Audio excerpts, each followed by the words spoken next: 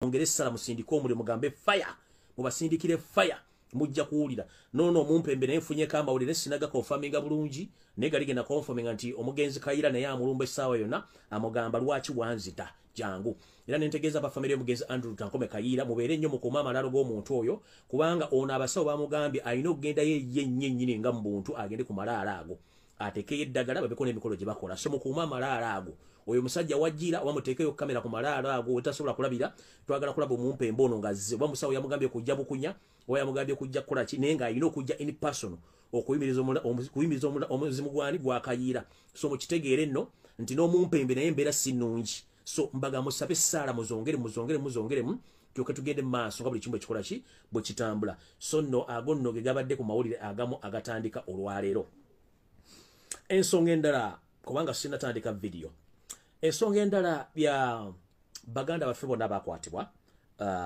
mu bitundu bye Kalangala ng'omukulembeze waffe agenza okubayo campaign amawulire agafuluma ku mitimbagano mangi nnyo naye nga nze mumanyi nti nze nzija nempa amawulire ne ŋŋenda njalabbawo amawulire gano baganda baffe bakubibwa bubi nnyo n'embeera etali ntuufu gye balimu si nnungi nnyo era Totemya Digobe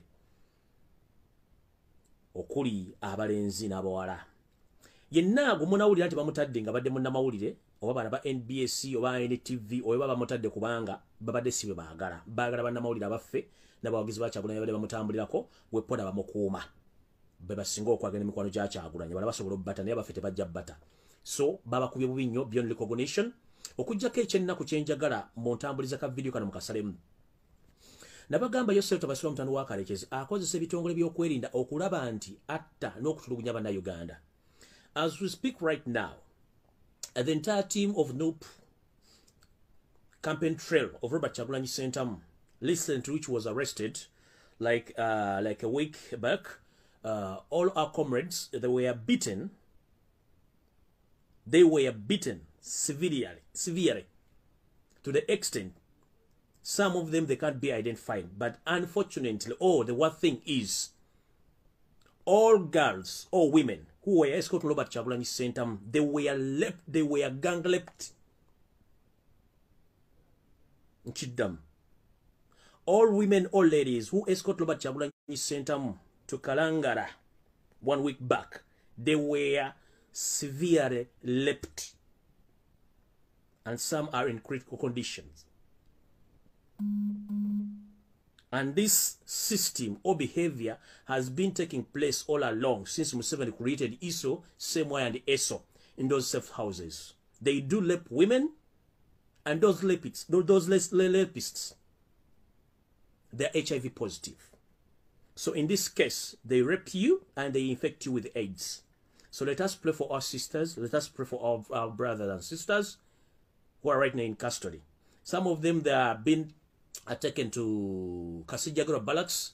Some are still in Kalangala safe houses. But all girls, all ladies, they were badly raped by ISO and Semwai agents. And those guys are infected with AIDS. So please, let us pray for our sisters and brothers. Njala kabadira mu Luganda. Banja bali basebo njala bategeeza nti baganda baffe bona bakwatibwa ku kizinga Essese abali batambula Robert Kyagulanyi Ssentamu ogenda omukungiriza agenda okunoonya akalumbi bitundu by'Essese bakwatibwa ne batwalibwa mu safe houses ez'enjawulo Robert Kyagulanyi Ssentamu ne bamujjayo ne bo abaasigalayo baakubwa obubi nnyo to the extent abamu temukyasobola balaba abalenzi n'abawala. Naye ekikolwa eky'obuswavu kiri nti abaana bonna abawala oba abakyala abali ku campaign trail ya president Robert Kyagulanyi Ssentamu, abaana bano baakanya banyisibwa mu bikolwa eby'obukaba nga tebakkiriziganyiza n'abasajja abo ne babarepinga, nga n'abaana abamu bali mu nsonga za kikyala mu luzungu kye tuyita periods. Baba forcinga ne babakaka bababakako kirindi, ate nga abasajja tukimanyiddwa nti mu basajja ba ISO ne bakozesa mulimu bakagwa ensonyi abalina obulwadde bwa siriimu. Kitegeeza nti abaana baffe basinga obungi babalepinze era abalepinze balina obulwadde bwa siriimu. Guno nno musango gwa Nnaggomora. Ate era kino ekikola kibadde kigenda mu maaso okuva ebikolwa bino byateekebwawo nti bano abasajja balepinga abakazi bwe bakwata ne bamusiga ekirwadde.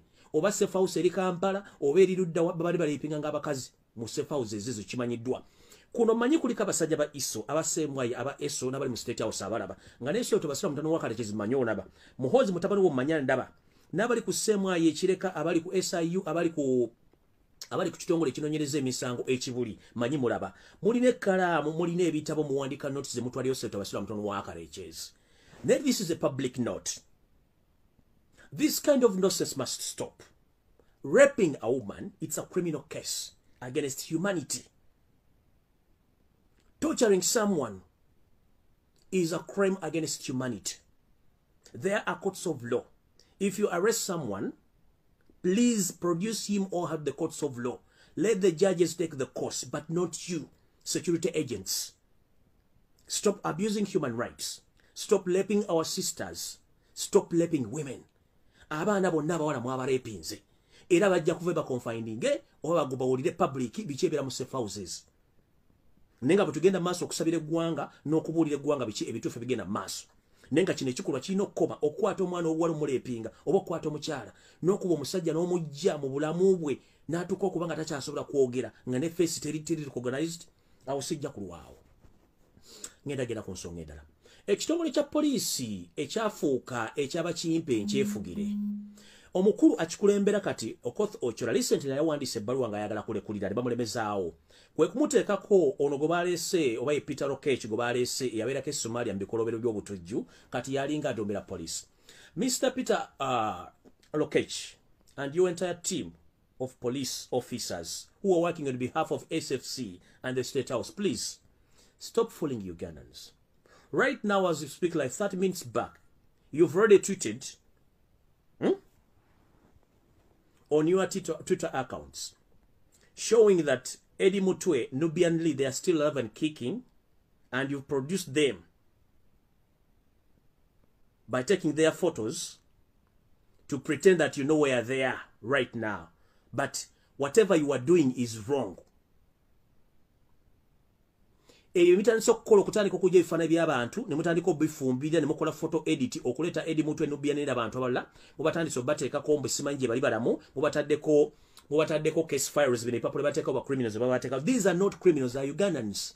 Be mutaddeko ebipapula ebifaananyi byonna mutadde byonna biri fake edited. Ebyo si bana si Eddie Mutwe si Nubian Lee si mulala. Mukimanyi bulungi mwabakubye beyond recognition. Eddie Mutwe Nubian Lee bonna mwabakubye okuba tebakyasobola kukola ki kubeera nti bali recognized. Kati fake tweets ze mukola okuziteeka mu public obalo osanfe tuli basiru mujja kufa ne firimu zammwe ate mujja kuansaninga question one by one ate nga twetaga answer. Ate nno mbabuulira kino kankibabulira international human rights temumanyi kikyoliko naye tubawadde essaawa 24 either nga mbalese mu kooti bwe mba temubalese mu kooti ekigenda okuddako mugenda kitegera kubanga nabagambye ekigenda okuba mu 7 temugenda kimanya. Ekigenda okuba mu 7 temugenda kimanya. Ekyo sigenda kirwako.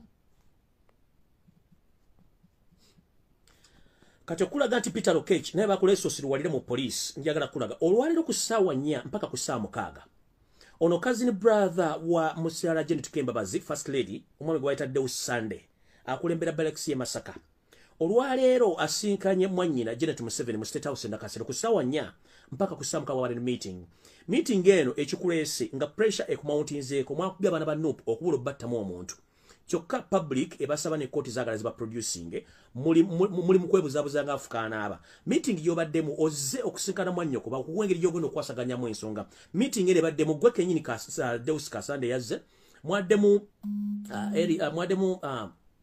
Abel Kandiho Salimu Sale n'abalabe bitongole by'okwerinda nga muzze okukola ki okusala entotto mu kino mukkiriziganyizza nti musobola kubatta olwaleero oba ensonga zonna temusobola bata olw'ensonga mwabakubye beyond recognition tebasobola kujja mu public mugezako bakuba empiso ezikakkanya obulumi n'okusiba emisa naye tekikyasoboka kubanga bakuba beyond recognition. Kati mukulu Deus Kasande mukyala Janet Museveni ennaku zammwe mbale.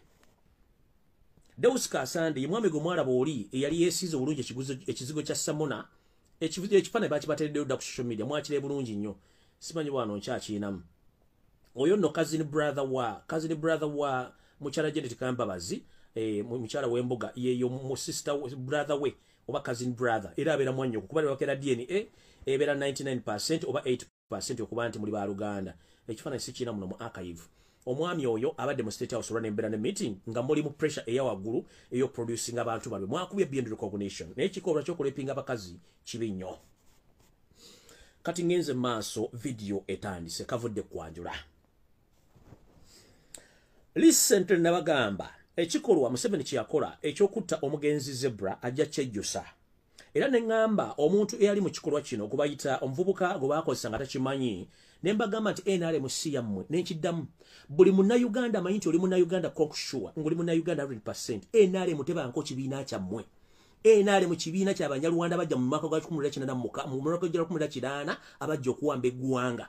NRM bagikozesanga kikookooma bamala ogendo mukaamuganya okwesanguza ekikookooma nga bakisuula bakijjukira balumu bagenda kuddayo ki mukaamugwanya. Kati gwali eyo ng'osagambiza nyambala yerusimayindi wa NRM gwoli kikookooma bakukozesa kweyambisa kwesanguza olumala nga bakusuulamu mu kikaamugwanya nga beeyongerayo.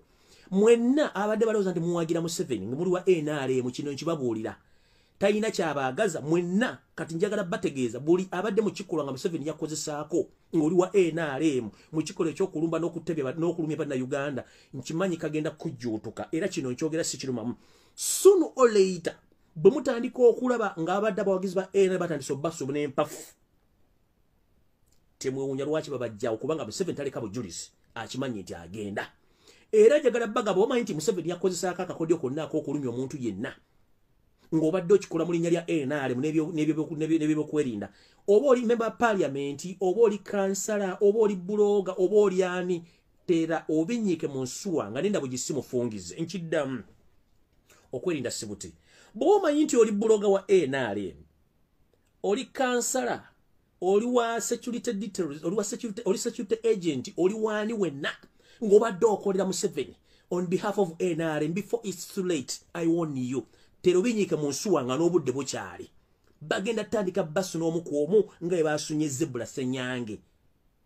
Ate njagala babikira nti n'omuvubuka abadde nga 5 wa Zebra Ssenyange omulala gwe basiba bamusanze ku bombo barracks nga muggyemu amannyo gonna bamusse.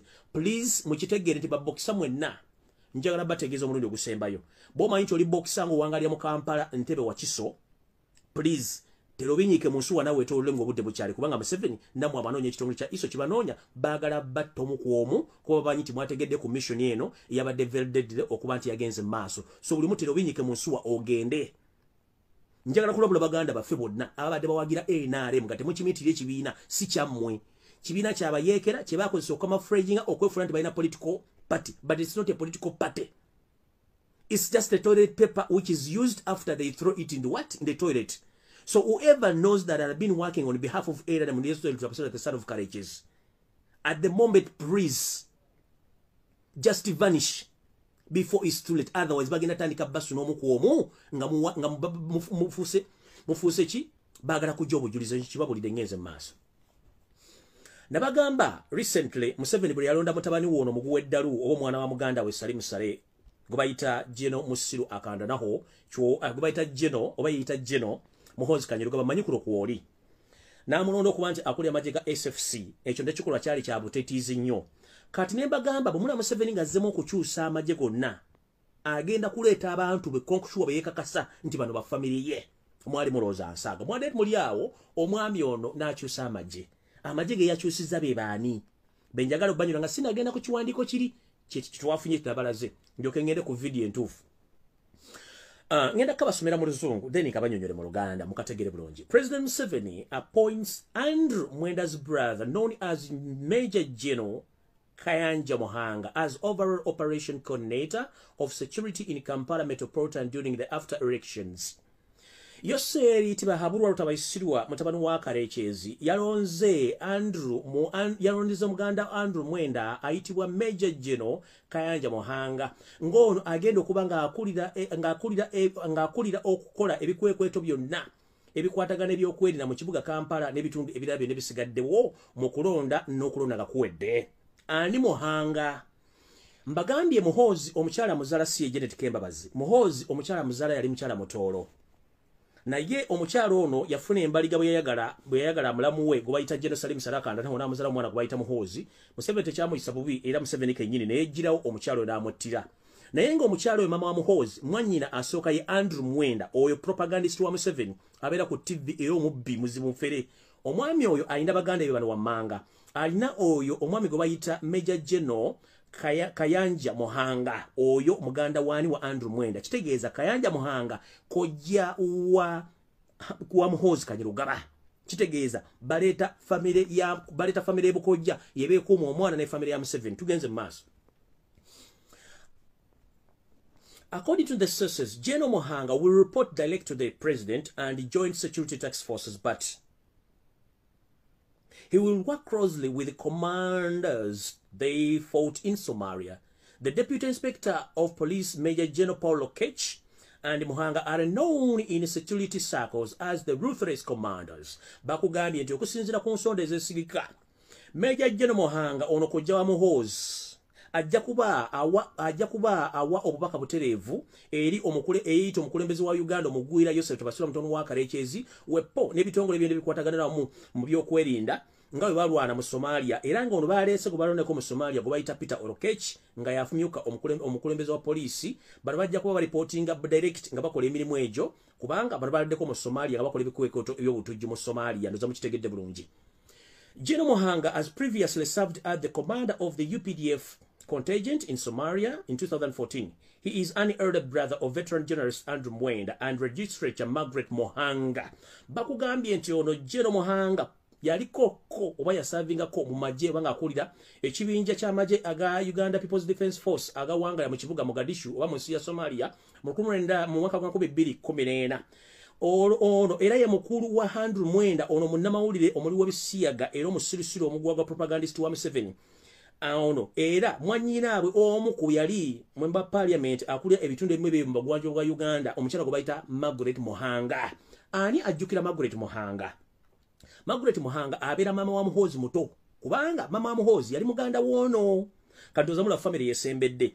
Omukyala ono Margaret Muhanga batamujjukira omukyala gwe baleeta mu parliament ng'ayina aguze ettaka kwagala oddimala mu Buganda ng'akozesa ssente empya n'enkadde. Bamuyita mu parliament okumubuuza jjajjesse n'abagamba nti ye alunda embuzi n'ente era ente emu gy'atunda evaamu biliyoni emu eya Ugandan shillings. Bwe mwatandikira okulaba we bagamba nti story nti nange nina embuzi evaamu miliyoni 3 miliyoni 4. Kati omukyala ono arrogant nga mulya muhenda bwakola emirimu gye. Nono omukyala Margaret Muhanga bwatu bwe yajja n'amanyire eggwanga n'agamba nti yalina ente ze buli nte ng'agitunda akawumbi kamu aka Uganda okuba nti afuna ssente ezaali zikola emirimu gye baali bamubuuza okugula ettaka oddimalawo n'ettaka ly'abantu Ssekinomu be baali bagoba ku ttaka. Kati no ye famire eyo. Oligo baleese kati yakulya ebikwekoto byonna muganda wa Andrew Mwenda. Andrew Mwenda omulimu gwe gwakubuzaabuza kufuga na kusuutuwaza bannayuganda gwe omulimu gwe gwakolera ogwo. Kati ngenze mu maaso. The information reaching on my desk indicate that Kawanda Agriculture Research Station, 9 miles away from Bombo, plus Namarere Mechanical Agriculture Research Station, both in Wachiso. The heavy deployment of Salim Saleh Somali's foreign soldiers, as we speak now, they are using the best. Waliwo kugamba nti omwami Salim Saleh olwokuba nti ye Musomali kyemwali temumanyi ono nno yatandise okuyingiza abasomali bangi nnyo mu Uganda okuba nti bagenda kukola obutabanguko mu Uganda nga okulonda kumaze okuggwa kubanga kyebeetegekera. Bakozesezza ekitebe ky'ebyobulimi ekinoonyerezebwako ku byobulimi ekya Kawanda Research Center kilometers 9 okuva mu kibuga Kampala. Wepo n'ekitongole kye kimu gye bakanikira emmotoka z'ebyobulimi era ekya research ekya Agricultural Station e Wachiso eno bataddeyo amagye batadde enkambi z'Abasomali abagwira abasirikale abalredde okuba nti bagenda kuwanganga Abannayuganda n'obba kubobba mala mu nsi. Era tugenze mu maaso. Ekitundu kino ekya Kawanda Research Center kiri mu municipal y'e Nansana. Kino nno kikiikirirwa omumpembe Kibirige Ssebunya. Ono yali mutabani w'omugenzi Kasule Ssebunya eyagamba nti enkima bwe ziba zirya kasooliwo naawe zikwate ozirye era nga mumanyi bwe batyo. So nno ono nno omwami yawangula musajja wa DP Wakayima Musoke ne bagenda mu kkooti nga bakozesa amateeka gaabwe agakangalu ne bakyusa Wakayima Musoke ne bamujja ku parliament ne babuwa omumpembe oyo ali mu kukola ebintu bino ebyekisiru. Ngenze mu maaso. Bwe tuba tugenda maaso bano nno bataddewo oteka operations eza military n'amagye amagwira naddala okuva mu Somalia ddala Abasomalia abagenda okuba nga batega bombu bitundu ebyenjawulo bya Kampala olw'ensonga nti State House eri mu panic. N'ekitundu ekira kye bataddemu amagye amagwira bakiyita bagamba nti amagye 3,000 agava mu Angola gavudde ku guli omutwalo bonna nno batandise kwimubwa gye bayita Kakiri Bulindo owayita ku Church Road at Kalenge Residence obayita Wamama Kisanja home aho nno batadde amagye gano 3,000 agabagwira agagenda okola omulimu ogwo ndoza muntegedde bulungi awo eyo no sinatuuka ku video kuba tenatandika kati njagala video etandike bulungi nnyo nga mbasomera ebiwandiiko bino mbibanyonyole bulungi nnyo mukitooke mukitegeere bulungi nnyo. Okay, nga sinagende mbali mumbuuza nti bannange ekisawe ky'entebe kiri biki. Ekituufu kiri nti ekisawe ky'entebe n'ebintu bingi nnyo ebiri mu lusuubo bigenda otwalibwa egavumenti ya China. Nawe twogerera Museveni nga mumanyi nti musajja mugezi nnyo bw'oyogera ekintu kino ng'akikyusa. Oluvuvumo olw'okutwala ekisawe ky'entebe abachina kyeddiza lwafulumye lungi nnyo. Kyajja okukola kati kankibabulireko bifo amazima gali nti ebintu bingi eby'Uganda bagenda otwala nga ne Revenue Authority bayinza ogitwaliramu. Naye ekisawe ky'entebe bagenda kukola kiti kigenda kubeera under the management of Chinese government naye nga aba servicemen ne ba service women bagenda kubeera bannayuganda nga balipotinga direct ku Bachina nga ne ssente zonna zijibwa ku saawe zigenda direct kuki ku government ku account ya government ya China kwe zigenda okugenda. So muyinza obutalaba nnyo Bachina ku kisaawe awo. Nenga system egenda sigalo nga bannayuganda be balimu nenga ekisawe kiri headed by the Chinese government oba investors nga buli sente yona enyonyegwako omugugu n'ogujiwa ku nnyonyi biki byonna service zone zigenda ku kisawe kalibe parking sente zigenda kuba zigenda direct mu government yani mu government ya China ne muyinza obutalaba mu China n'omu ne basigaza ku cabinet ebaddewo nenga bali under Chinese control oba Chinese government obutasasamaza nnyo bannayuganda kuba bano bakuma amawulire naye in case ate mu China yinza okwagala okulaga presidency mu public nti yali under control still muyinza okubalaba nga bali mu sections ezimu oba sectors ezimu ku kisaawe entebe nga batekinze over. Ndoza mukitegedde bulungi ekyo saagala nnyo mulowooze nti kya busiru oba kya bugwagwa kibajja kikola. Ensimbi ezitubanjibwa mu Exim Bank ziri bwe ziti. China Exim Bank now owns full executive management of Entebbe Airport. Only weeks later, Chinese bank announced on Twitter that it has loaned Ugandan government $325 million to Uganda in kind of trade. So now the Chinese, they need their money, but the money is not where to be seen because this money was used by Museveni and his family, not on behalf of Ugandans. And I've been telling Ugandans all along that, please, we know that foreign banks and foreign countries, they are demanding their money, which was eaten or taken by Yosef Tabasura, the son of Karekes, and his entire mafias. But for us as we Ugandans, we are less concerned about these loans because these loans were not used properly on behalf of Ugandans. These loans were consumed by the first family and their mafias. That's why, if the government changes, we are less concerned about all foreign loans because they were misused or they were used by Yosef Tabasura, the son of Karekes, and his mafias. Nyenze maso. Katika tugende ku mukulu ono, before nga sinagende, banange. Njera bategeza, mugende ku polling station wolondera bannayuganda mwenna. Electoral Commission ekola ensobi. Njala mutangingira Mumpembe Simon Byabakama, Chairman of Electoral Commission. Nga sinagenda wala. Simon Byabakama. Njagala oberenga omuntu omukulu alina ku myaka egisukka mu 5 ng'omanya amateeka. Ekisooka mwasala campaign time n'omufuula emyezi 2 tugigumiikiriza. Electoral Commission bawajjiwa ssente mu Parliament ez'okukola emirimu gyonna. Era tukimanyi bulungi nnyo nti emirimu gya Electoral Commission kwe kuli okulanga n'okubula bannayuganda bagenda okulondera n'okugenda okukima obukonge bwabwe. Electoral Commission bw'obanga tewavuddeyo kubulira bannayuganda nti obukonge kwe bagenda okulondera babufulumizza n'okifuula kyamannyo n'otuuka okujja ku TV n'oga nti omuntu buno banga tuli mu lukala lw'abalonzi ne bw'ojja n'ennanga mu togenda kulonda. Nga twamaze okitegeera nti ennamba esukka mu bukadde 3.5 mu bitundu ebya Buganda byokka mwabajjemu si balonzi. Era nga abantu mwabemya seroketi ziri batwala mu bitundu bye batalondera. N'otakibulira public gye misango egigenda okuvunaanibwa. Njala tegeeza public buli omu gyali. Please mugende ku parish ku level village mugende bukeberere obukonge bwammwe obw'okulonda nti bwazze.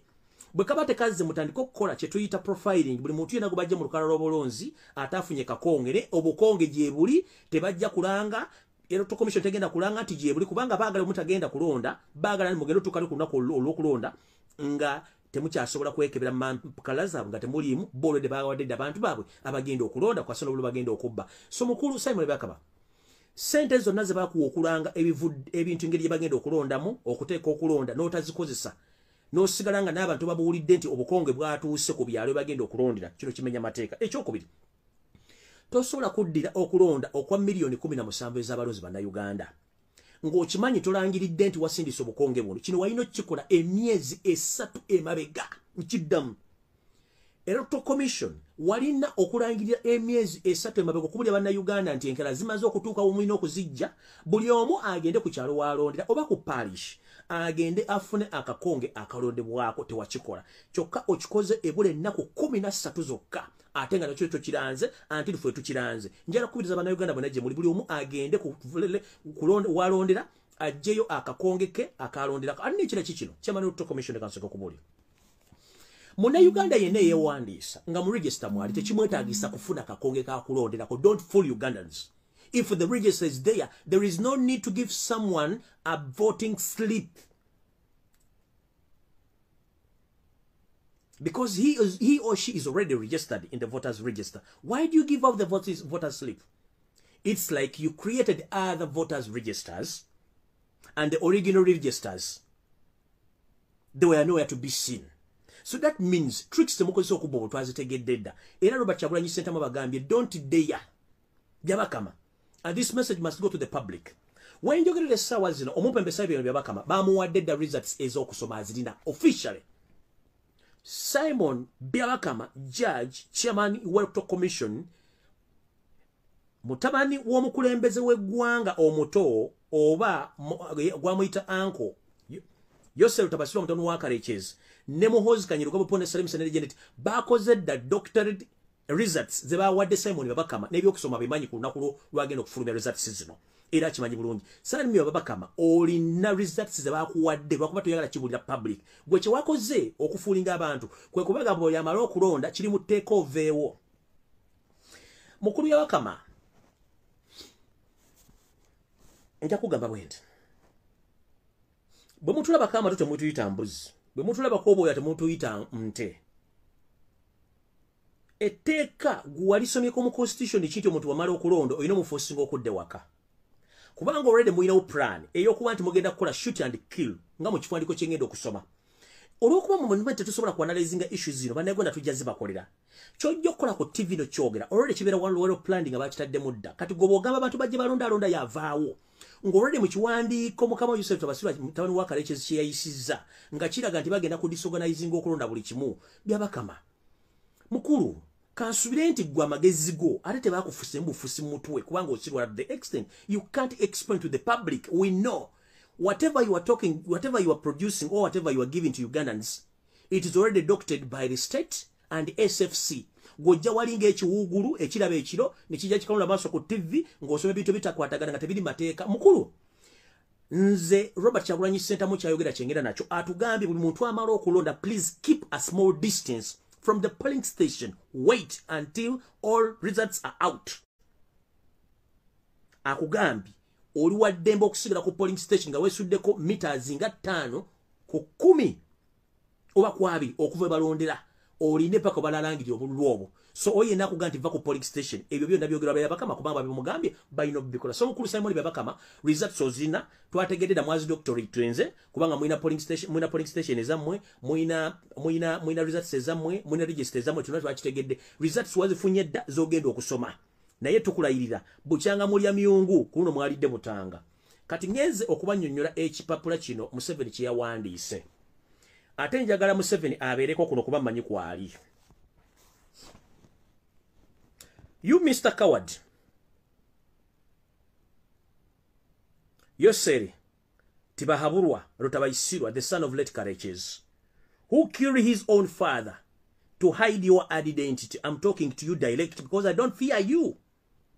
When we speak, we die. When we keep quiet, we die.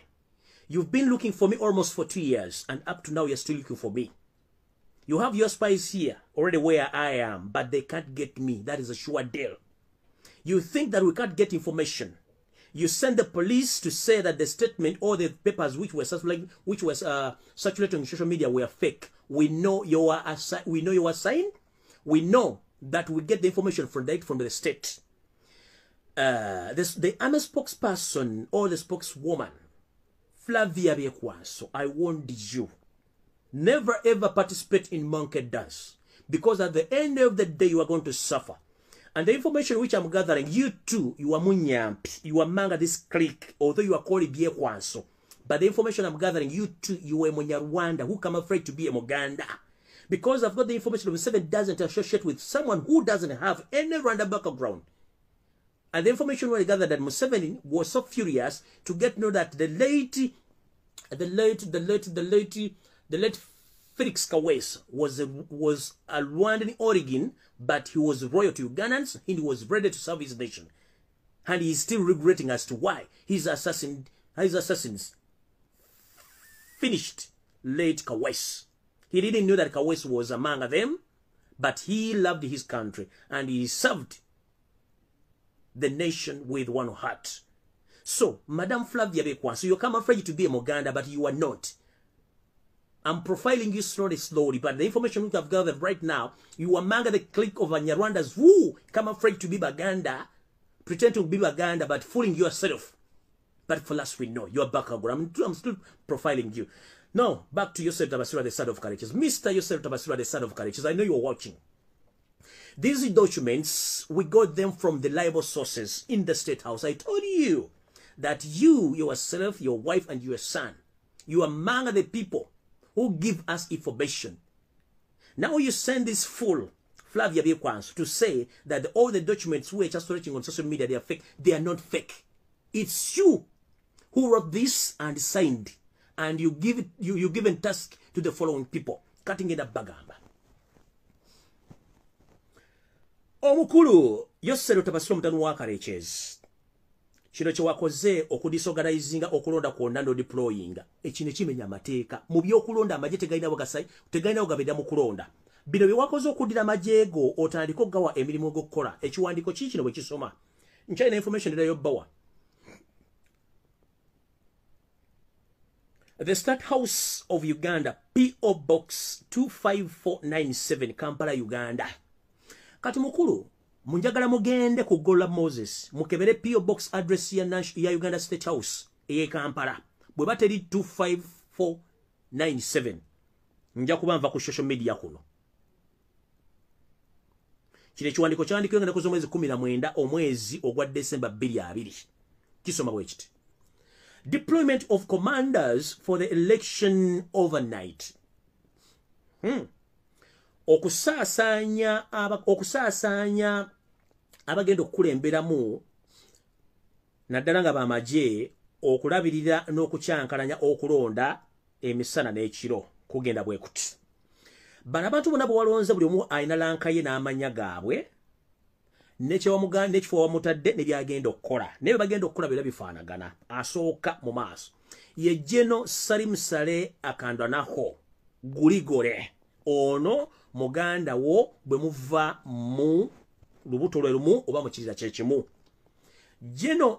General Salim Saleh Akandwanaho George yagenda okuba countrywide overall commander. Omuntu wakugamba nti yagenda okuba overall countrywide commander mu region agenda kubeera countrywide. Task ye overall commander yagenda okudumira amagye gonna amagwira n'agebatademu aga SFC okulaba nti bakyankalanya okulonda kuno. Oyo General Salim Saleh Akandwanaho kubanga abadde abikola. Omulala gwowadde ye General Muhoozi Kanyebusiru Kanyerugaba Kiwowongole naye agenda kubeera countrywide nga yambibwako kitawe yamuzaala w'omuntu mbweze General Salim Saleh Akandwanaho Guligore.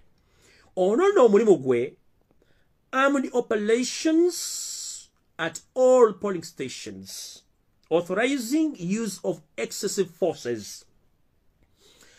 Number 2 ye Muhoozi Kanyerugaba Kanyebusiru Kiwowongole ono ya agenda kukola omulimu gwe gumu ne kitaawe ng'omulimu gwe kwe kulemberamu ebikwekweto byonna ku polling station oba mu bifo ewalondebwa bonna oggwanga lyonna okuba nti awa ebiragiro ebikakali okweyambisa amanya gasusse ku polling station zonna. Gwego omulimu gwe. Omuntu wokusatu ye General David Muhoozi countrywide naye agenda kubeera nga akomaninga eggwanga lyonna. Abatamanyi General Muhoozi oba General David Muhoozi ono nno naye wa family ye yaduumira amagye ga Uganda gonna. Ono omulimu gwe bamuwadde he is going to coordinate UPDF, SFC, ISO, SEMWI, and UPDF operation during the elections. General David Muhoozi agulumira amagye ga Uganda naye agenda kubanga akola ebikwekoto mu ggwanga lyonna agenda kuba nga yadumira amagye ga Uganda People's Defence Force yetuyita PDF amagye ga Special Forces Command yetuyita SFC amagye ga Internal Security Organization ye ISO ne SMY bebagenda okubanga adumira operation zino zonna nga bali mu kulonda yagenda bitumira tugenze mass omulala ye General Sam Kavuma countrywide ono lolo ye is to roll and operation of Huawei mapping software in all Kyagulanyi stronghold omuntu bwakugamba nti General Sam Kavuma agenda kulira ekikwekweto mu ggwanga lyonna ekigenda okubanga batambula ne kampuni y'amasimu n'ebyempuliziganya eby'omulembe guno gye bayita Huawei yegenda okubanga akwasaganya okuhakinga okukyusa software ow'amasimu ne laptops mu bitundu byonna ewagenda okubeera amaanyi ag'amaanyi agayitiridde Kyagulanyi wayina amaanyi mu bitundu bino muli Kampala, Wakiso, Ntebe, Mukono, Masaka, Mityana n'ebitundu ebirala Kyagulanyi wayina amaanyi wano bagenda teekawo ebyuma ebijjako empuliziganya ebyuma bikyankalanya empuliziganya wepo n'okuba nti bagenda kubanga bakebera mu bisenge bya results za Kyagulanyi kubanga bazikyusa ogwe mulimu gwe ngenze mu maaso owokutaano ye General Leo Chanda is going to butcherize and buying off NUP supporters, blocking observation farms, accessing all talent centers, blocking foreign medias, accessing to the voting centers, scaling and intimidating voters and frustrating voters to be katuwulire embuzi zino wano bakugambye bati nti General Leopard Chanda ono yagenda okkulira okulemesa okugula bonna oba no General Leopard Chanda yagenda okulemesa okutulugunya okuchunya abawagizi ba NUP bonna bagenda okulonda General Leopard Chanda yagenda okulemesa abo bonna abagenda okujja okulabirira n'okutuuka ku ttale center obagattira ebivudde mu kulonda n'okulemesa bannamawulire bonna abagwira abazze okuba nti bayinza okutuuka mu bitundu ewalondebwa wepone wabalira obululu wonna yagenda okukola omulimu ogwo n'okutiisatiisa okukanga abalonzi ba Robert Kyagulanyi Ssentamu n'okugezaako okubassa mu mbeera ebalemesa okulonda n'okubatuuka ku polling station okulonda nga bateekawo embeera yonna esobola mu kino bagenda kukola batya bagenda kusindika abasirikale abagenda okuba mu ngoye eza bulijjo nga nabo nga balinga balonzi n'engoye ez'amagye bagenda tandika okuteeka abasirikale betuyita abaloko defense naba iso mulayini nga bo beefula nti babazze kuna nga sibagenda kulonda batandika okukyankalanya abalonzi ekinaavamu okulwana kubeewo tiyagasa avuge embooko evuge sina kindi okusindika abantu mu byalo okutandika obbaga temugenda kulonda eggwanga lye mu katabanko temujja tuuka mu kulonda ebintu byonna bagenda bikola olwono olupapula olusooka ku bipapula Museveni byeyeeganya nti bisi bituufu ngenze mu maaso kati nno ne bagamba nti IGP the Inspector General oba Assistant Inspector General of Police omyuka waaduumira polisi y'eggwanga gwe bayita Joseph Mugisha ASP Assistant Inspector of Police Joseph Mugisha ono bamutadde Kampala Joseph Mugisha omulimu ogumuweereddwa gwegulwa era tegwawukanako na guli ogwoli kubanga gwonna gwegomo kati bali batadde bitundu bye ebyenjawulo ono Joseph Mugisha bamuwadde Kampala General Goloba bamuwadde Acholi then CP Kafero ne bamuwadde mu Acholi then ne bawa General Awanyi Otema bamuwadde Lango era omulimu gwegumu nga bwe nagubasomedde ne bateekawo Kano Engola ono w'Ekkalamojja era emirimu gyabwe gyonna tegyawukanako ja bullying and bullying off NUP supporters blocking observation from accessing the tally centers, blocking for foreign aid medias access the voting centers, scaling and intimidating voters, frustrating voters to be dismissed. Chena bagambe chiri bwe baletawo ka case kalinga bagoba kuba bagenda kuba tiyagas bagenda nakuba n'embooko kati bonna emirimu gyabwe tegyawukanako kati tugenze kubalala omulala gwe batadde mu Geno Iguma olwa mutadde mu Ankole wepo ne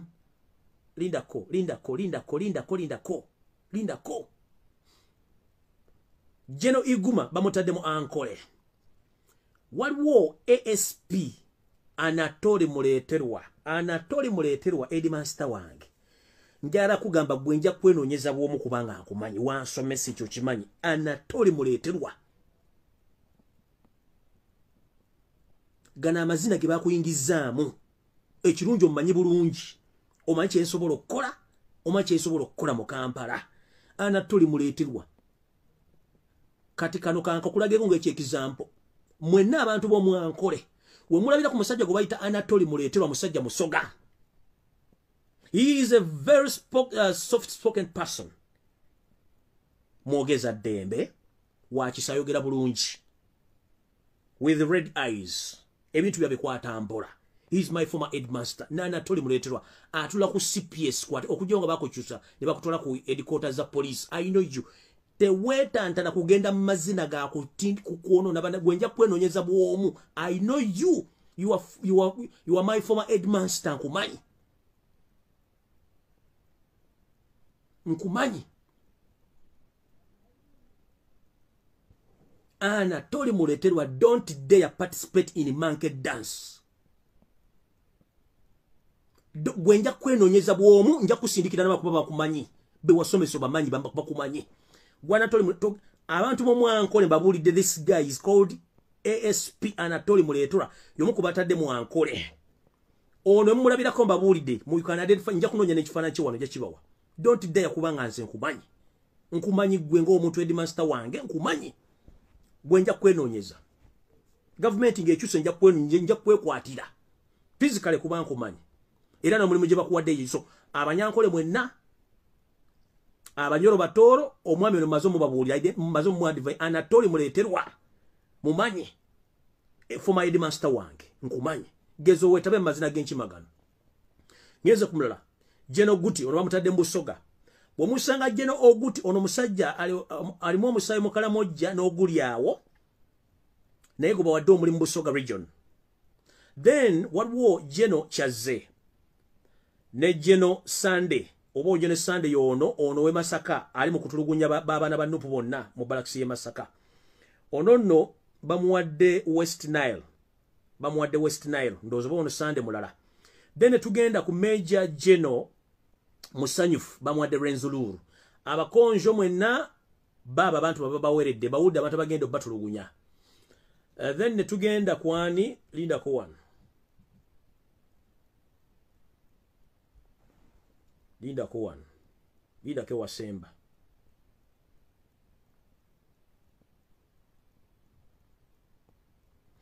Ewasembera weewondoza namwala ebbaluwa Museveni yaddaji sayininze.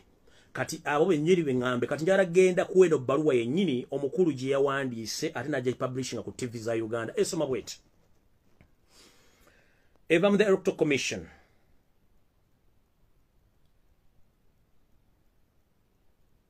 The insurance of voters location slips VRS in bracket for the general elections coming 2021.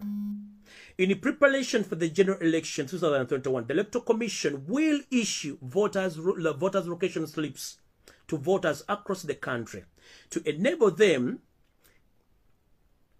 to allocate their respective polling stations and polling day. But Mr. Simon Webakama, the EC boss, you issued this letter to the social media, but without announcing to the radio stations and TV stations in Uganda. Why? Here's the mass. The voter location slips, VRS in bracket, will be issued for a period of 10 days from Sunday 30 to Tuesday 12th January 2021 at each parish wide across the country. Nagenda mass.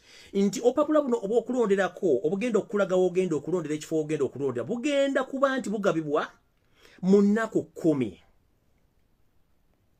Zine nnaku 10 kwe kuva olunaku olwaliro olw'Essande mpaka ng'ennaku z'omwezi 12 olunaku lujja kuba lwakubiri omwezi ogw'olubereberye omwaka 2021.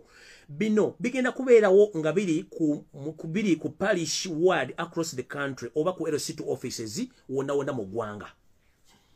Simon Webakama how full are you? How full are you? Within 10 working days, can you give these voting location slips to 17 million voters? Really?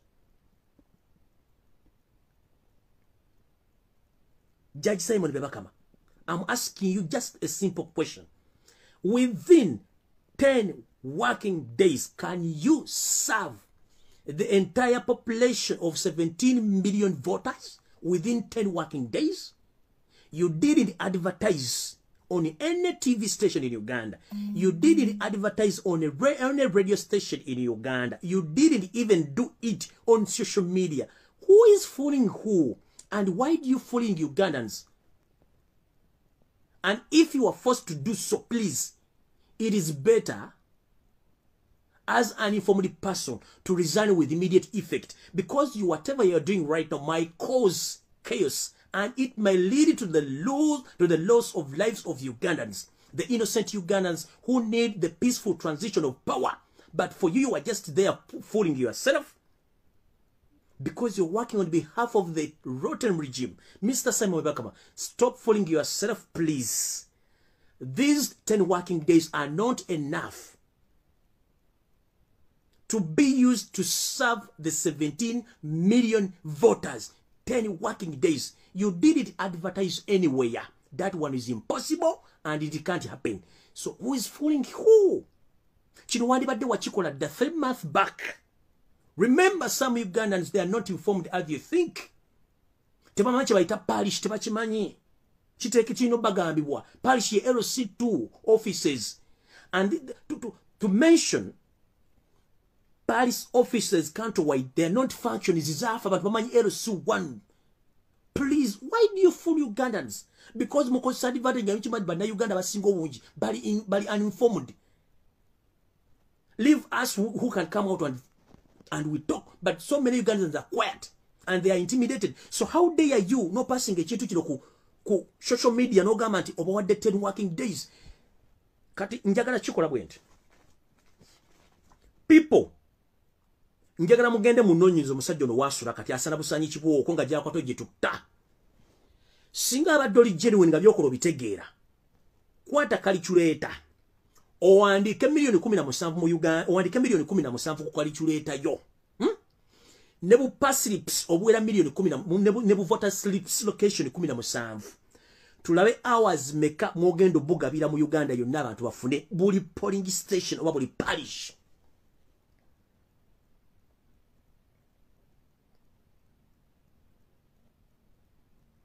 If just a mere day eyokuwandikirako abagenda okwesimba okuwa president yakutuusa n'okunywesa ecupa z'amazzi sukko mukaaga, what about the 17 millions?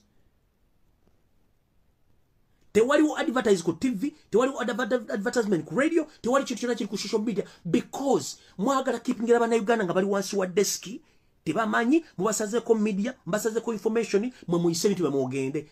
This won't work at this time tubalaba. Ngenze maaso.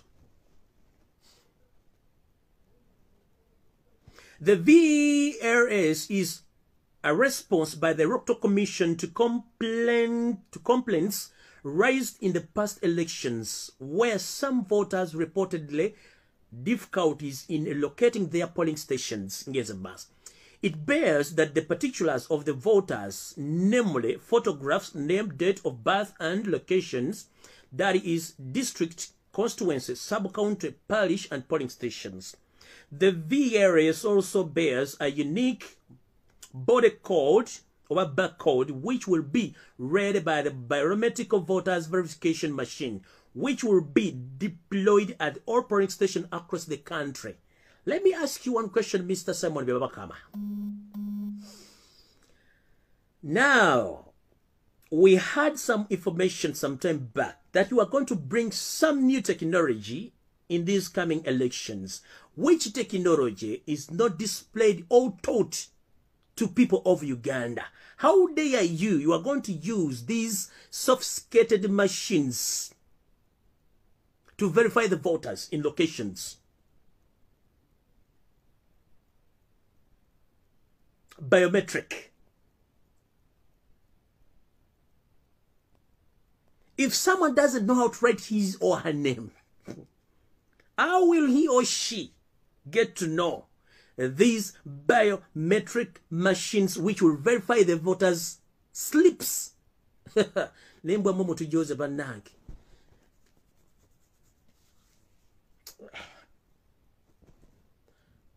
Mutula mu office ne mugejje embuto zibalinga sekalinda wennyonyi tumuzibalinga embuto zibalinga entumu za kasasiro. Soko otule ku mutwe onyige ku mutwe nga tonda bulamuza muto gwa nnyama ku mutwe gwa nte ku meza nti gwo mutwe gwo guli kenyama. Simon Bakama. On average, the entire population of Uganda, we are 45 millions. But those who are informed, I don't think that they are equal like 20 millions. No. About a million yabi.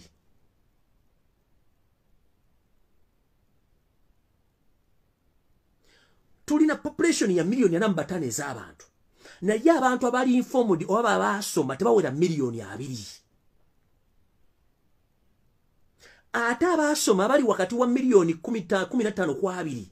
Abantu abo tebattanira kulonda ebyokulonda si balimu ba elite tebabeeramu. Abantu abalonda bana abantu b'okukyalo kuva kwero si wanu. Banko kenera mutunzi bantunda mowino bantunda butunda bantunda mazzi banvuga boda abantu balonda bakola mu butala bakola mu akedi ababeera mu office nga mwese mwe bakama temulonda abakola mu parliament balonda abakola mu office tebakolonda. So chikulemye okubuulira bana Uganda ne musoko kumanya ne musoko kola savani abaloga mukole save nga musinzira ku bantu kina bage Uganda balemi okulima Uganda balemi okufuga ne Uganda yensi nyanga yokufuga kuba kati olemedde okumanya namba bana Uganda babeka bali informed na batali informed. The biggest number of Ugandans are not informed. Those who are informed, they don't vote. So the real voters, they are not informed. If you can't advertise these things on radio station and TV, how would these people get to know on the polling day? Whom are you fooling, mister?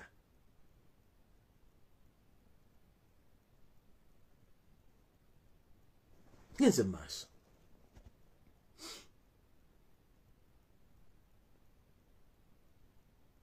The VSL will be used by voters at 4 rounds of elections during the general elections 2021,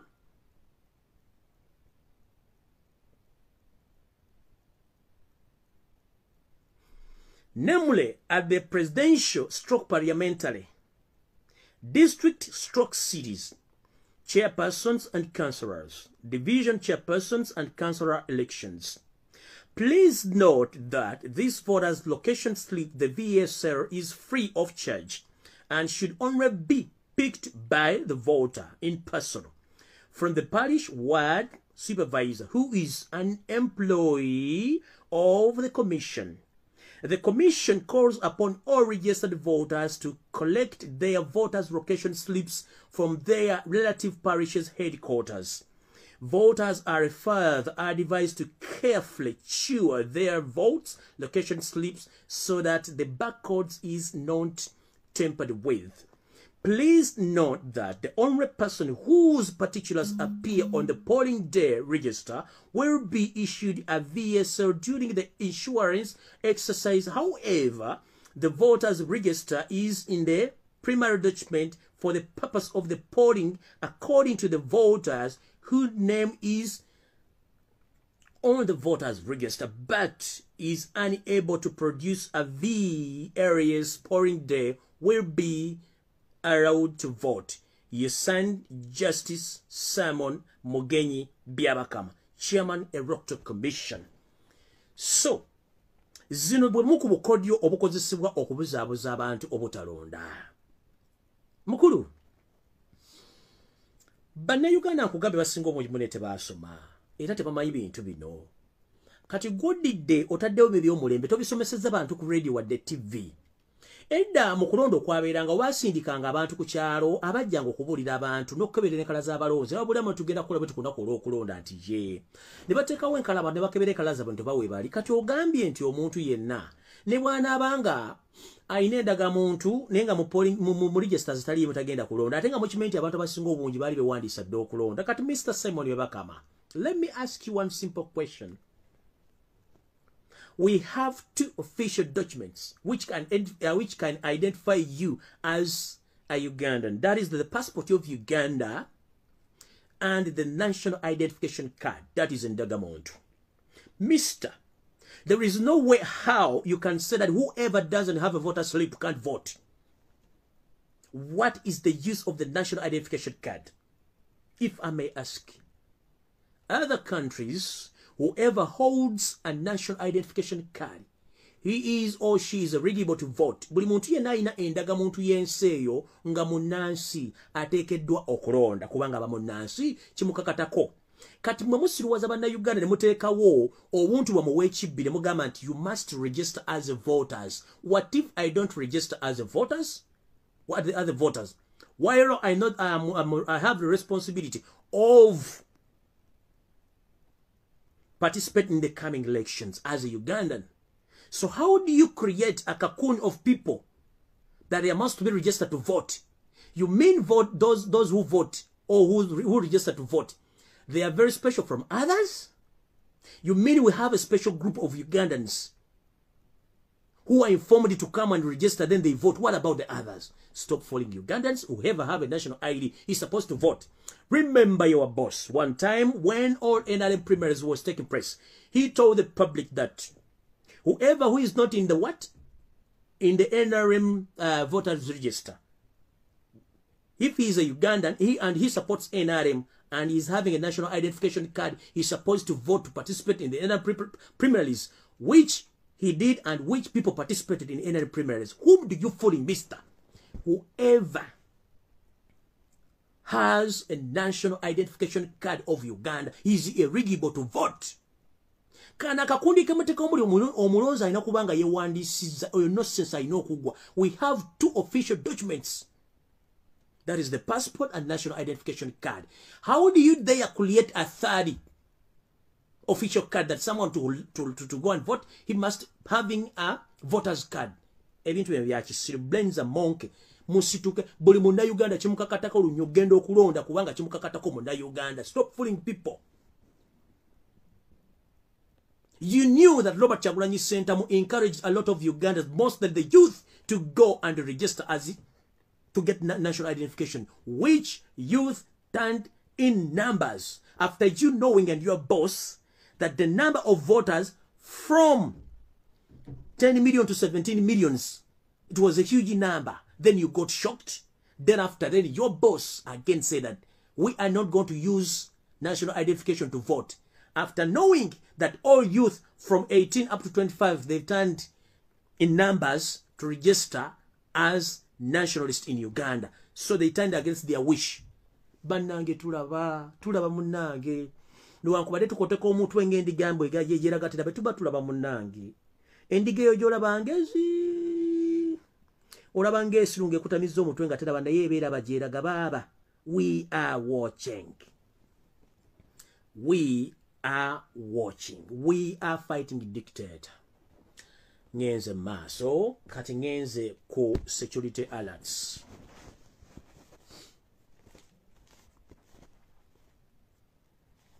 Security alert esoka.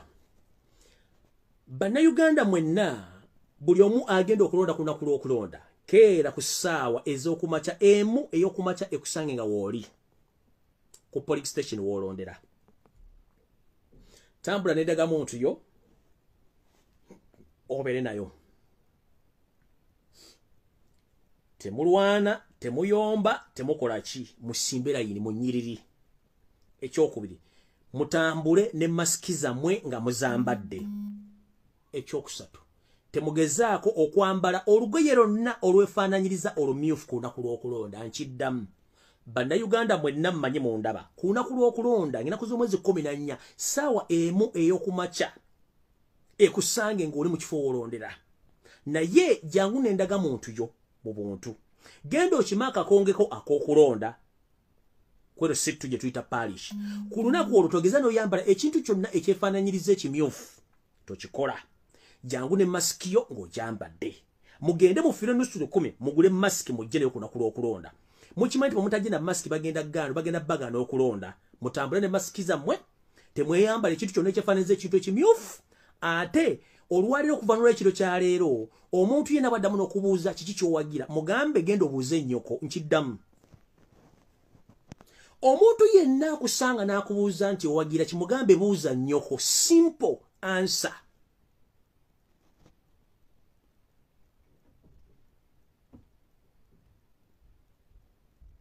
Nchiddamu. Okuva olwalira akawungezi kalero omuntu yenna addamu okubuuza nti owagira ki?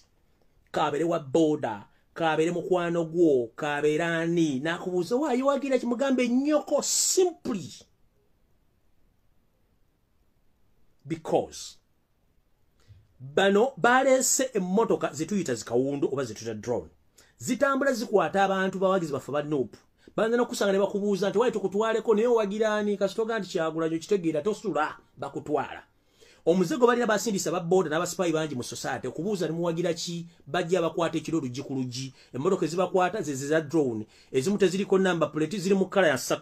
Mulimu eza kiragala, mulimu eza silver, mulimu n'enjeru. Silver ayolekera okuba nti afaana ekintu ekyeru naye ate baawukana bintu bibiri bya njawulo. Nkiddamu emmotoka eza kiragala eza drone ziringa kamunyi n'ezinengazi kyetuyita drone ziri mu kala enzirugavu eya kiragala eya silver n'enjeru z'emmotoka ezo. Kati oba wa boda akubuuziza kabere mukwano nakubuuza nti wagira mugambe please mpagira nnyoko kimala. Mask as a must. Sawe munga we muri temwambala kintu kyonna kimyufu kyefaandaza kimyufu okunaku lwakulonda. In fact, if it is possible, Robert Kyagulanyi Center mulona tugantule campaign ziwedde tuddeyo mu normal dressing code buli omu yambala ebivava byeyagala. Toteddamu kuteekako kintu kimyufu. Toddamu kuteekako kintu kimyufu. Tokiddamu. Paka. Now we are camouflaging back to our normal colors. This is the reality. I'm informing the public. Whoever who knows that you are voting Robert Kyagulanyi Center or you support Robert Kyagulanyi Center, please, whoever come across to you and he or she asks you that whom are you supporting, please inform him that Nyoko, I'm supporting your mother. Whoever asks the question that whom are you supporting, tell him or her directed, I'm supporting your mother. Mulugando mugamba, bwakubuuza nti wagira mugambe nti mpagira Nyoko kimala. It's you in your heart who knows whom you are going to vote. Kubanga tulina okwekengera. Enswa bw'ekyusa amaaso nga naawe envubo okyusa. Abakwasi b'enswa muzimanyi nti bw'okyusa amaaso enswa bw'ekyusa amaaso amanya abatamanyi kukwata nswa ebiswa by'enswa bino ebiswa bino bibirako obutuli obunkuyege zibiramu nga ziringiza nga zizimba kati agebayita amaaso zimanyi okugaggula ne gabeera nga galikkirya nkuyege ziri muli zeekyanga zasira kuba kwita okwasira zibanga zokuba kwasira nga ziyimba muri ziba zisanyuka nti tugenda baletera abagenyi bagenda fuluma kati amaaso ago oyinza okukeera ku makya ssaawa nga nnyango kasana kaakiride n'osanga enkuyege zikola kiziggulawo naye oyinza okudde ku 12 ez'akawungeezi okuddamu okuziga nga zikyusizza nga gye zadde zitunuluza amaaso zaavuddeyo kati amaaso gali sayidi endala kati bw'obanga wazze ku ssaawa nnya nga amaaso gatunudde eno n'osima envubo bw'osanga ku 12 nga amaaso gali gazibye naye nga gaggulidde ku sayidi eri gy'oba osima envubo kye tuyita enswa bw'ekyusa amaaso nga nawe envubo okyusa kati mask is a must. Second, temuddamu kwambala kigoye kyonna kimyufu mpaka Kyagulanyi nga tugenda lale ziwedde. Ekyokubiri akubuuza yenna ani gwole bunga nti mpagira Nyoko simply. Don't entertain fools. Don't entertain fools. Whoever asks you whom do you support, please directly inform him I support your mother. If not so, tell him go and eat your mother something. Simply don't waste your time because those are spy agents. If anyone comes across you, he or she, he asks that, whom are you supporting? Please go and eat your mother something. Oba, magamba, I'm supporting your mother. Mulugaraga mpagira Nyoko. Gatugenda maaso. Awo sigenda balu isaawo. Esaawo ezokera ziriemu. Mask is as a must. Ndaga muntu as a must. Please don't take a kolugero nara nope. Oba chintu chona cha nope. Please kala muzera bide. For the good sake of your life, kala muzera bide musoke muzijewo. So, from today now onwards, Nyoko is the answer. Whoever asks you the wagirachi, Nyoko is the answer. Chimara. Bwabanga kulemede mga go and eat your mother something nga wetambulira ngo genda tomala biseera. Tembamala ko biseera nabo nabalalu. Ngenze mass. SFC ekitongole 7 yenye kyetera njala kubuuza ya mutabani wa Yosef tabasira mutabani wa Kalekezi gwe tuyita muhozi kanyesitali kanyirugaba. Musajja mukulu bwenga mutidde nnyo to the extent ne SFC njibade mwesiga abantu amu abamumuze tebakyabakuuma bamu bagobidwaki information yefunye nti abakumbi ba SFC amba bayibiriza mukuba mu mateeka tibangole babakuuma mwatidde nnyo So as we speak right now, I can inform to the public that SFC, CMY, ISO, JAT, Flying Squad, now they are abducting and kidnapping Ugandans, mostly those who supporting NUP or People Power, most especially the supporters of Chagulanyi Center. They do kidnap them during night, as some are being picked from their houses at night and taken to unknown destinations, but some are killed. And some safe houses in Kampala, Wakiso, Mukono, Mwende, and Luwero, they are there just to brutalize and kill Ugandans. But mostly now, there is an hidden and unknown safe house within Kayunga district. This safe house is managed by the so-called Kalangwa. Kalangwa is having acres and acres of land in Kayunga, which those acres are seated on burner plantations. In the middle of the burner plantations, there are huge military houses which are controlled by Kalangwa himself, and the supervisor of this safe house is called Kano Musinguzi. Omumpembe Kalangwa ng'akolagana ebitongole by'okwerinda omuli SFC military JAT Flying Squad ku ttaka lya Wamba ekayunga nasimbako ensuku oba ensuku okutudde oba acres zituddeko ensuku z'amatooke. Mu makkati eyo mu nsuku ze bazimbayo ennyumba z'ekika ky'amagye empitirivu oba ennene bwe bakwata bannayuganda okuva mu bitundu by'e Mukono, Kayunga ne mu Kampala ne babatwala batta. Enyumba zino zakazaza omwami oyo Kalangwa munono batiramu abato basinga obungi bonna wagira Kyagulanyi. Safe house eno eri wakati mu nsuku ezo eza Kalangwa zalinako ettaka naye nga supervisor oba akulira safe house zino zitta abantu bamuyita Kano Musinguzi. Bakwata abaana b'abandi ne babatta ne babatwala ne babasuula mu mugga Kiyira ogutambula okuva mu Uganda okutuuka mu ggwanga lya Ethiopia nga gutambula. So baganda baffe bonna bamutakyaddamu kulaba bandi banga babasuula mu gogo. Kino no bakikola nga bakolagana Mumpembe Kibuule. Ono Kibuule alina safe house mu njuye, wepone safe house gye babuli alinda mawojjolo gy'alina wakati w'eggombolola ya Buganda, wakati mu kibira wansawo alina sekiyumba we wali n'ekidiba kye batekamu amazzi naye kati bakifula kya acid okuba nti wemba Uganda babatiramu. So ono mwami Kalangwa ng'akolagana ebitongole by'okwerinda wepone Kibuule ono be balina omulimu gw'okubuza bannayuganda nga basuula mu nnyanja gye tuyita basuula mu mugago bayita Nairo nga basuula amazzi ne gabatwala babasuula nga basibye obundooya era mwe bakasuulibwamu omuwendo tegumanyiddwa bulungi. Wano wenja okusabira ebitundu ezituliraanye n'abantu abavubira ku Lake Victoria, please bomusanga emirambo egimu egy'abantu abatayaya oba emirambo egitayaya ku mazzi mumanye nti emirambo gy'abantu egisuulibwa okuva mu safe house za Kalanga bakozesa emmotoka eza drone okuwamba abantu. Kale Kalanga munnange onodda ludda wasigwa mumpi alinganga ekisumuluzo tunaakulaba gy'onoddanga omaze okuwanvu ate ebintu byonna tubimanyi era tumanyi n'emirimu gy'okola n'abanyalanda boyingiza mu ggwanga okutulimbula bannayuganda ngenze mu maaso. Meeting eyabadde mu State House njibabuulidde eyatudde ku ssaawa 4 ez'okumakya olunaku lwa leero ng'etuliddwamu Janet Kataha Museveni yatudde ku ssaawa 4 mpaka ku ssaawa 6 ez'emisana ng'erimu omukyala Janet Kembabazi the godmother ne Kasando no cousin brother we Eli Kandiho Salim Sare n'abalaba bitongole by'okwerinda batudde nga bali mu panic olw'okuba nti abantu bawamba babalemeredde naye ng'ate babakubye mu bizibu nnyo n'okutuuka okuba nti abamu babiseeko naye ng'ate tujja kufuna ekituufu ng'omukulembeze waffe atubuulidde ebintu ebigenda mu maaso. Ndowooza mubiwulidde bulungi nnyo ebigenda mu maaso. Omuze gw'okuleepinga bannaffe bonna abawala bakwatiddwa.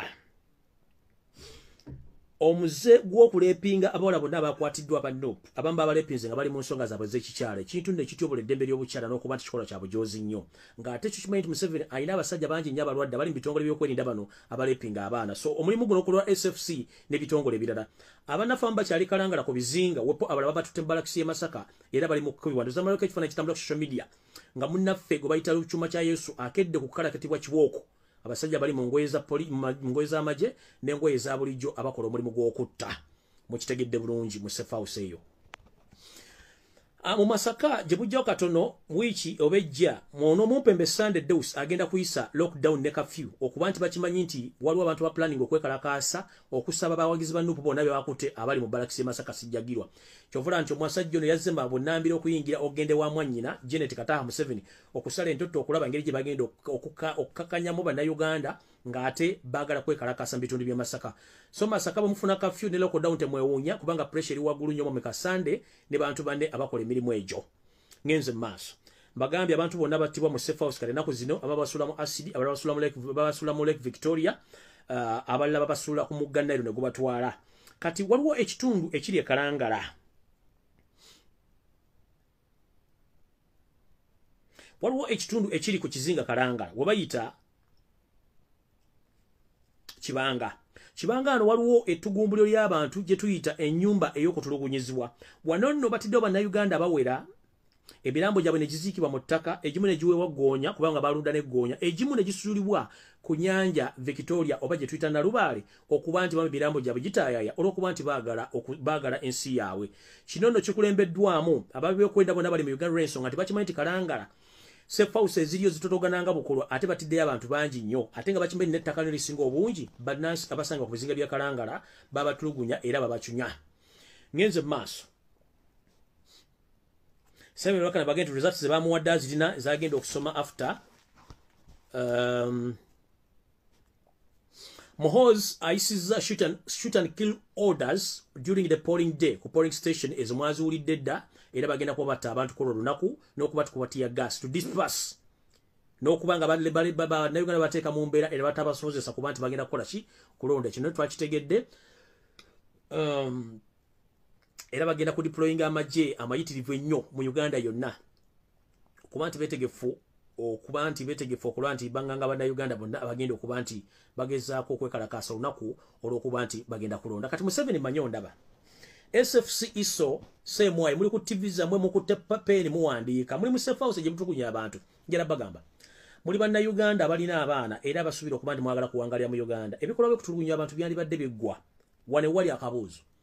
Kino njagala ansalamu ka video kana akasala akaweereze Yosef tabasula ntono wakalekezi wadde akalaba meeting gye mwatudde n'abatamanya ngamba bo wagambye bwoti nti nze sisobola kuwa buyinza civilian ate nga musajja bamuyita Robert Kyagulanyi Ssentamu era meeting za mumuyita muvubuka ne bagamba nti musajja munno bomugoboleka mwezi n'amuzza ekivunulwa nti Museveni weeraga nti oyina amaanyi naye gwe muntu akyasinza okutiitira n'obutiitiizi.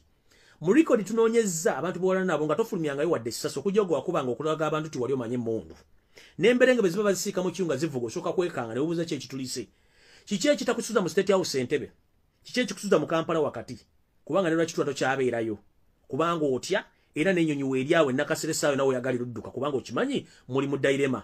Kati Chairman Electoral Commission obusiru obutta enjoka ezirumanyirizo gy'obeera nti zinaalya bwana baafudde mukamaawo ekintu kimu kyafa amajama gwire agalese mwegali era gasulwa ensimbi empya naye afa ekintu kimu nti okere ku makyo gambe nti yawangudde ebisigadde byonna yagambye bamulekere. Nkiddamu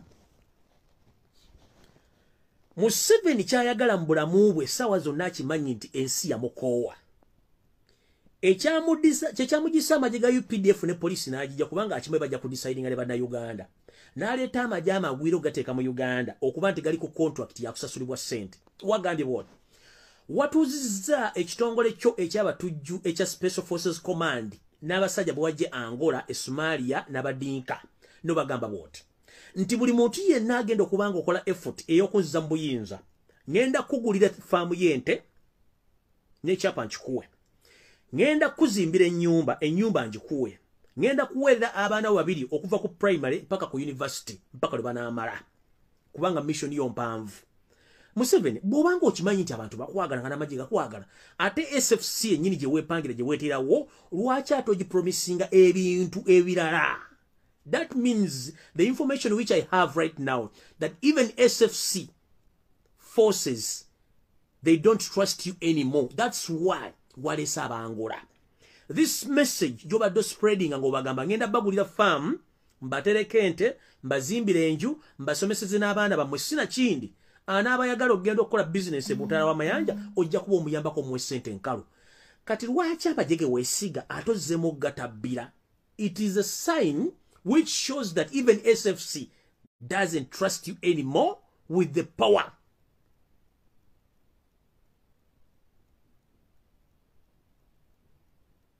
After informing all SFC military soldiers, you went on and you told Simon Byabakama that the only thing which I need is you to announce me as a winner. I will control each and everything in my hands because I have forces and I have money. Which means The deployment of military personnel countrywide, it's an indicator that for you just need a mere message, Simon Welcome to announce that you have won the elections, the rest you will control. Public, do you copy? This man, the retired, the Chimvimvi, Muzei, Sebuto Bute Mabega, alidde banna Uganda, as we speak right now, Biagamba Munne, Idi Amin Dada, nti kanywa musayi, kanywa bantu, himself ainaka filije we. Bamugamba, nti, okuba nti akyasobola okufuna nutrients mu mubiri ayina nayo consuming omusayi, but sinnafuna musayi kigwanywa ka fridge kalira. Wagamba nti information wagisiba. As we speak mu kisenge ekyo oyinayo ka short fridge kolina omberamu fresh blood, but I can't confirm. Human fresh blood over animal fresh blood gwonywa. Sinna confirminga. But soon or later, I will come out and confirm this information. So, I'm just broadcasting information, but to confirm, I will confirm later. Through my spy drones. You used to call me Idi Amin Dada Kanywa Musai and Obote. But this thing has already reflected into you, whereby now you have a small fridge in your sleeping room where you consume fresh blood. But I can't confirm whether it's a human fresh blood or animal fresh blood. Mr. Nebo genda ku Jupiter. Nebo no genda ku Mars. Nebo no genda wa? Jajjaga kubugumye. Jajjaga kubugumye.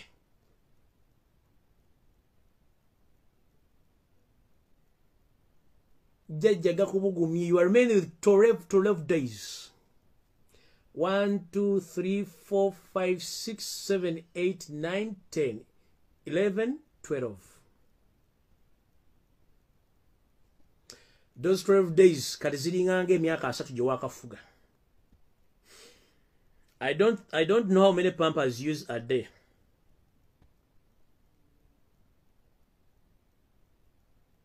But your days are numbered. 1, 2, 3, 4, 5, 6, 7, 8, 9, 10, 11, 12. Those are the days you have.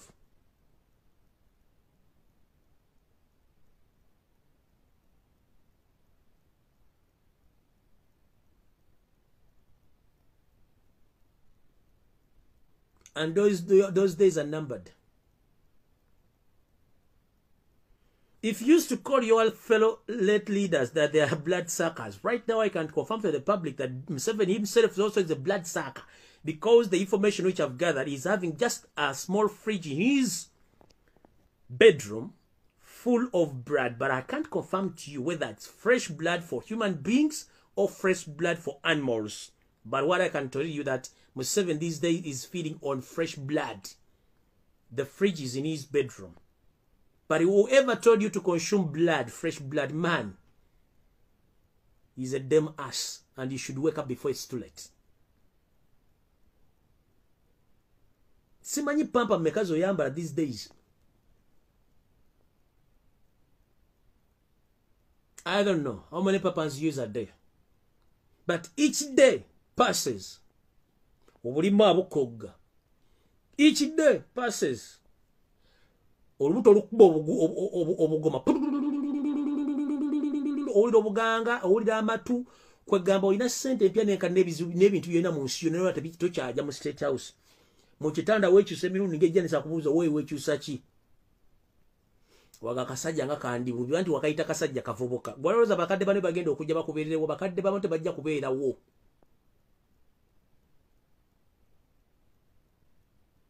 Omwokanula amaaso ng'ente enywa kiwundi supu ku kyoto n'otukakamba okanula amaaso ebyo tetukyabitya bw'osirika ofa bw'oyogera ofa. You are the most coward person in this planet Earth just because you are putting on a uniform and you're holding a gun, but you can't tell the public the truth. During your public address, the end of the year address, The entire world witnessed that you were the most coward person on the planet Earth. Even you failed to address the public because you were lying. You knew exactly what went to Senyaga, what went wrong to Senyaga. It's you ordered. Because you gave Senyaga the mission to fix Robert Chagulanyi Center, which the man refused. And now you are looking to each and every boxer in Kampala, what you saw on table to finish it because you know that the man, he might have informed all his fellow boxers about the mission. Why are you so scared? And you've been doing this all along because you call, for you, you've been acting as if you're Godfather. You are there giving orders, but unfortunately you hide yourself. You tell your boys to work, but for you, you are hiding. You come out just to give condolences and cash. As if you are, as if you are concerned, you are in pain with those families, but unfortunately, you come out to celebrate that one is gone. Man, behave. We are less concerned about those intimidations. We don't know where we come. We don't know where we came from, and we don't know where we are going. So we are in middle. The same applies to you. You came from bush, but right now you're asking yourself, where am I heading? You have the only one option is to live peacefully. If not so, you will end up in coffin, and your son will end up in coffin too. Before you get me, I told you if you need me, you yourself come and pick me, and your son plus you are what? You are damn wife. All those people are sitting here, I monitor them and I know. And there are some folk gentlemen who are already here. You booked them for what? On resorts. They are in suits sleeping. They are looking for Lumbuye. My friend, I'm telling you. Fetuliba.com era bagala change. We can speak. Nga twogerera abasirisi mbadde mutiisizza. Mwamma abantu information bama media. Nemuteka abantu baku protections almost for 35 years. Nga tembulya public stuff. Kati abana bavudde buli mwasobola okwogera kubanga bw'oyogera ofa bw'osiri kofa. So we need to speak. Nga bwe saamanya nga nva mu lubuto lwa nnyabo nentonya ku nsi era we sijja kumanya nga nva ku nsi kuno kati sina kingana kwogera. Museveni nga bw'otaamanya nga ova mu lubuto lwa Esteri akokundeka the same way bw'ogenda okuva ku nsi nga totegedde bw'ogivuddeko. Wajva mu lubuto lwa Esteri akokundeka wajja na bigere na lubuto lwo n'oteeka omutwe bwe lupa ne bakusuna n'okaaba. Museveni the same way ogenda okuva ku nsi nga totegedde. Stop killing Ugandans and stop kidnapping Ugandans. Whoever is watching me on switchboard in safe houses, State House, CMY, ISO, ESO, FUSO, and the entire politicians in Uganda, please. Uganda is our country. We are not ready to be led by foreigners again. And we are ready this time. Mess with the forthcoming elections. I myself are announced next move. You said that you went to bush to fight. But when you cross all the possible ways of a democracy, the last result is all Ugandans must work and save their nation from the intruders. And I myself, as I speak now, am ready to die for my nation by all means. Because the all possible ways of democracy have failed because you've blocked each and everything. Now you are using military. Military are not robots. Military are human beings like I who speak right now. So, if military personnel or military officers, they are human beings like me, I too, I will become a military soon or later. The moment you've messed up with the forthcoming elections and you doctor all the results, which already the results you gave them to someone. We are ready. We are not robots. We are human beings. We are ready to save our nation. Our generation was doomed. Our father and mother generations, oh, we are doomed. We can't let our grand and our kids' generation to be doomed. This nonsense must stop. We are all share equal rights in the nation. No superiors in this nation. You were supposed to lead us, but you mislead us. You were supposed to protect us, but you are finishing us. You were supposed to use properly the taxpayers' money, but you are misusing the taxpayer monies.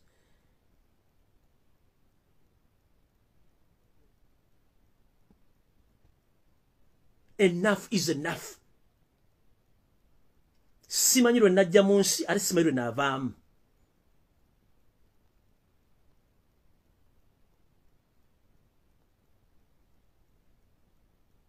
Naawe ali omuvubuka oba omukyala omukadde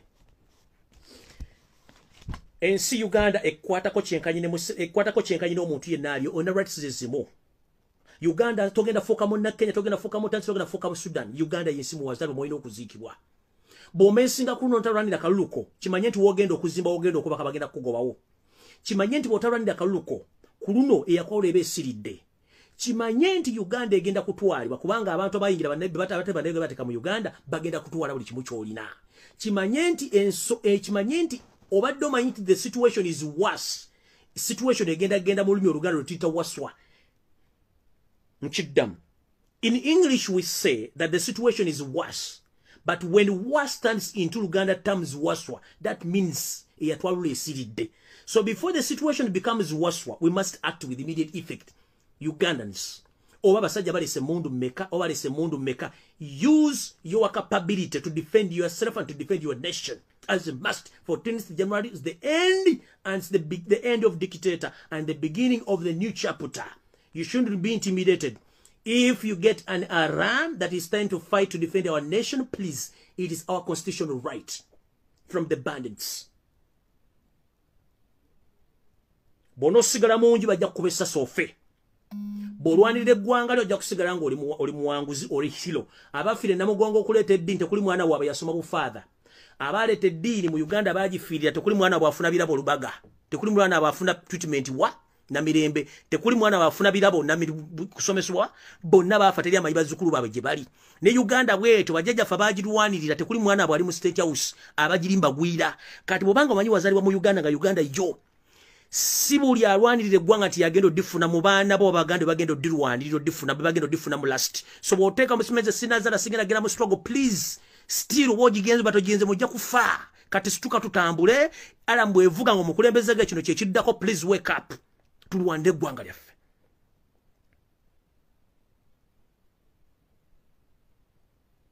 Let us die trying. Okufanga otudde wansi ng'ekiyenje tekigasa. As I've mentioned that if the situation worsens and it turns into a Uganda word known as waswa, kiba kitegeeza nti bw'obanga embeera evudde mu worsen n'egenda mu waswa mu Luganda, kitegeeza tulina okulwanira eggwanga lyaffe. Muwulidde bulungi? So kati ng'embeera tennafuuka waswa, mukulu wa kato, tetugenda kutuuka mu mbeera ya kato, tuyina kugireka mu waswa. Bweva mu waswa tulinde nalo nga tuwe ekigongo ekyagulaino batisentamu, temulina ansa ndala gye mwagala. Remember, 2 days or 4 days before elections, social media is going to be switched off. Mainly Facebook, WhatsApp, and even the internet might be switched off. This is to inform the public. But please, if you can get any Tanzanian number, Kenyan number, please use that number because you will be accessing internet. Nchidam. Oli munda Uganda ntiye. Genda ogule number ya South Sudan, ojiteke mu simu yo oguleko data. Go to the roaming, ojja kufuna internet. Kwate number ye Kenya, ojigule oteko data ogende ku roaming, ojja kusigaza access ku internet. Genda ogule number ya Tanzania, ojifune oteko data ogende ku roaming, ojja kusigaza internet.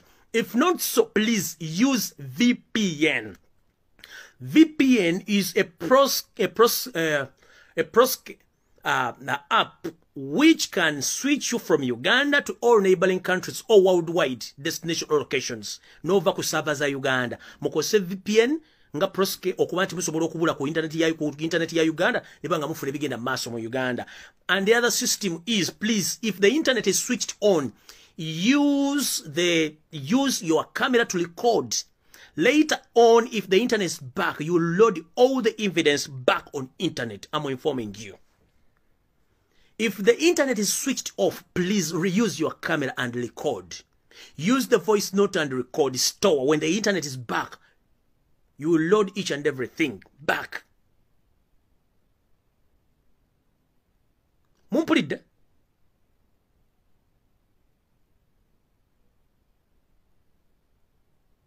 Mugule layini ze Kenya, mubeere nazo. Mufune VPN. Mumute ku masimu gammwe. Mukozese simu zammwe nga muli codinga oba internet kuweba teriiko. Ekirala wali musirikale akutiisa. Wazaliwa mu Uganda togenda genda mu nsi ndala.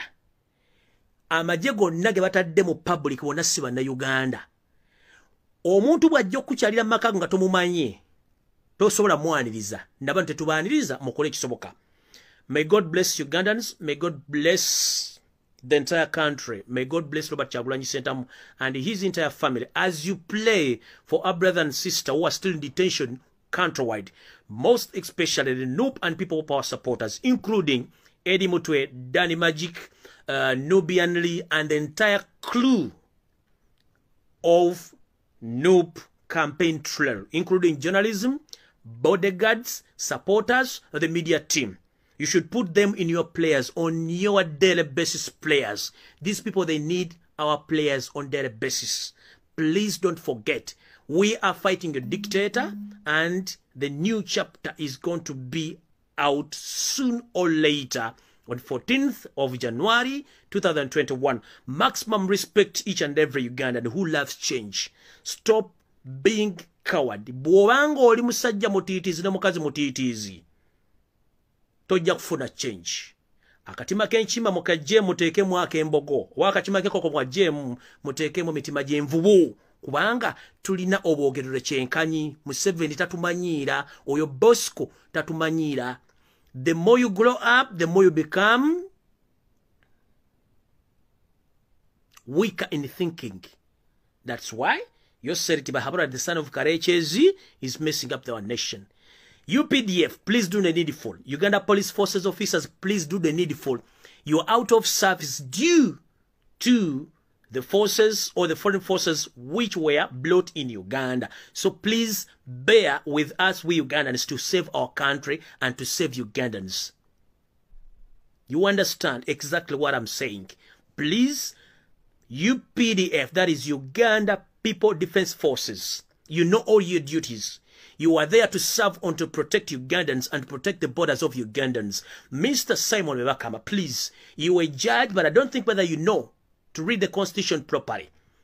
The UPDF is not supposed to participate in any partisan politics. This is to remind you, whereby UPDF is supposed to patrol, to board, and to safeguard Ugandans. They are not supposed to be in public. They're supposed to protect and serve Ugandans, most especially to guard all the borders of Uganda, to protect the intruders from outside Uganda, to attack Ugandans, not to participate in any partisan politics.